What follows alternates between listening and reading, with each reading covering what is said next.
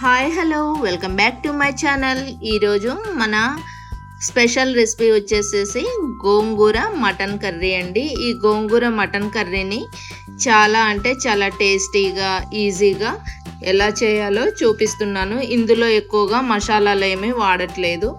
మటన్ని సన్నని ముక్కలుగా కట్ చేసుకొని శుభ్రంగా కడిగి పక్కన పెట్టుకోవాలి.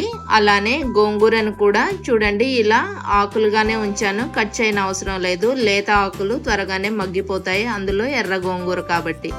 ఇప్పుడు 2 ఉల్లిపాయలు అలానే 4 పచ్చిమిర్చి అయితే తీసుకున్నాను. వీటిని కట్ చేసుకుంటున్నానండి. ఇలా కట్ చేసుకున్న వీటిని పక్కన పెట్టుకుంటున్నాను. ఇప్పుడు స్టవ్ మీద ఒక బాండీ పెట్టి అది వేడెక్కిన తర్వాత కూరకు సరిపోయేంత ఆయిల్ వేసుకున్నాను. ఆయిల్ హీట్ అయిన తర్వాత ఇందులో ఉల్లిపాయలు పచ్చిమిర్చి వేసి ఇలా మంచిగా వేపుకుంటున్నానండి. చూడండి, ఇలా తిప్పుకుంటూ వేపుకుంటే అవి త్వరగా మాడవు. ఇవి కొంచెం వేగిన తర్వాత పసుపు అలానే కొద్దిగా ఉప్పు కూడా వేసుకుంటున్నాను. ఉప్పు కావాలంటే మళ్ళీ మనం తర్వాత కూర ఉడికేటప్పుడు కూడా వేసుకోవచ్చు. ఇప్పుడు వీటిని కలిపేసిన తర్వాత ఇందులో కొంచెం అల్లం వెల్లుల్లి పేస్ట్ వేసుకొని ఇలా అయితే కలుపుకోవాలన్నమాట. ఇలా కలపడం వల్ల అడుగంటకుండా ఉంటుంది. ఈ అల్లం వెల్లుల్లి పేస్ట్ అనేది ఫ్రెష్ది వేయడానికి ట్రై చేయండి. కూర చాలా టేస్టీగా ఉంటుంది. అలానే మధ్యలో తిప్పుకుంటూ ఉండాలి. అలానే నేను కడిగి పెట్టుకున్నటువంటి కరివేపాకు కూడా వేసుకున్నాను. ఇప్పుడు ఇవి వేగిపోయాయండి. ఇందులో మనం కడిగి పెట్టుకున్నటువంటి మటన్ ముక్కల్ని వేస్తున్నాను. చూడండి, ఇలా వేసి ఒకసారి ఇలా తిప్పుకోవాలన్నమాట. మనం వేసిన తాలింపు అంతా కూడాను ఈ ముక్కలకి పట్టే విధంగా కలుపుకోవాలి. కలుపుకున్న తర్వాత మూత పెట్టి ఒక 10 నిమిషాలు అలాగా ఉడకనివ్వాలి. మధ్యలో చూసుకుంటూ. చూసారా, మనం వాటర్ ఏం పోసే పని లేకుండానే మటన్లో వాటరే అలా పైకి వచ్చేసిందండి. దాంతోనే ఉడికిపోతుంది. ఈలోగా మనం టమాటాలను అయితే కట్ చేసుకుందాము. ఒక 3 టమాటాలను అయితే తీసుకున్నానండి, మీడియం సైజు టమాటాలు. వీటిని కట్ చేసి పక్కన పెట్టుకుంటున్నాను. ఇప్పుడు మూత తీసేసి మటన్ చూసారా, మనం కట్ చేసుకున్నటువంటి టమాటా ముక్కలు కూడా వేస్తున్నాను. ఎందుకంటే ఈ మటన్ ముక్కలతో పాటే ఈ టమాటాలు కూడా మగ్గిపోతాయండి. మళ్ళా మూత పెట్టి మళ్ళా ఒక 5 నిమిషాలు అయితే ఉడికించుకుంటున్నాను.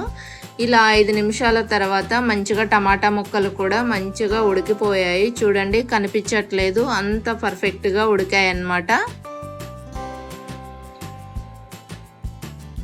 ఇప్పుడు మనం శుభ్రంగా కడిగి పక్కన పెట్టుకున్నటువంటి గోంగూరను తీసుకొని ఇందులో వేసుకోవాలండి. చూసారు కదా, గోంగూర అయితే నేను కట్ చేయలేదు, ఆకులుగానే ఉంది. ఎర్ర గోంగూర, అందులోనూ లేత గోంగూర కాబట్టి త్వరగా మగ్గిపోతుంది. ఒక 2 నిమిషాలు మూత పెట్టినట్టయితే ఈ గోంగూర ఎర్ర గోంగూర కాబట్టి చూడండి ఎంత తొందరగా అందులో మగ్గిపోయిందో. ఇలా ఒకసారి తిప్పేసి మళ్ళీ మూత పెట్టేసి మళ్ళీ ఒక 5 నిమిషాలు అయితే అలా ఉడకనివ్వాలండి. ఆ గోంగూర వాసన, పచ్చి వాసన కూడా పోయేంత వరకు. తర్వాత 5 నిమిషాల తర్వాత మూత తీసి ఇలా మనం కూరకు సరిపోయేంత కారం వేసుకోవాలి. ఈ కారం మగ్గటానికి 1 నిమిషం అయితే నేను మూత పెట్టి అలా వదిలేస్తానండి. తర్వాత మళ్ళీ మూత తీసి ఇందులోనే ధనియాలు అలానే జీలకర్ర పౌడరు మళ్ళీ మెంతు పౌడరు వేసుకుంటున్నాను.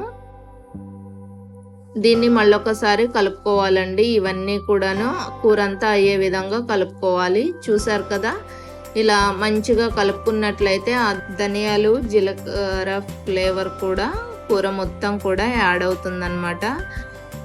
ఇలా చూసారు కదా, మొత్తం కూడా కలిసే విధంగా అయితే కలుపుకొని ఒక 2 నిమిషాలు అయితే నేను మూత పెట్టి మళ్ళా ఉడకనిస్తానండి. కలుపుకున్న తర్వాత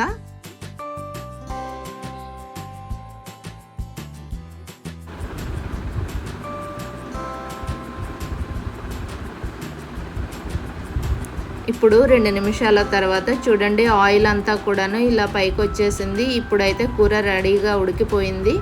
దీనిలో చివరిగా మనం కట్ చేసి పెట్టుకున్నటువంటి కొత్తిమీరను కూడా వేసేసి మళ్ళీ ఒకసారి కలుపుకోవాలి. అంతేనండి, కూర అయితే రెడీ అయిపోయింది, మటన్ గోంగూర. మీరు కూడా మీ ఇంట్లో ట్రై చేసి ఎలా కుదిరిందో కామెంట్ ద్వారా తెలియచేయండి. సబ్స్క్రైబ్ చేయండి.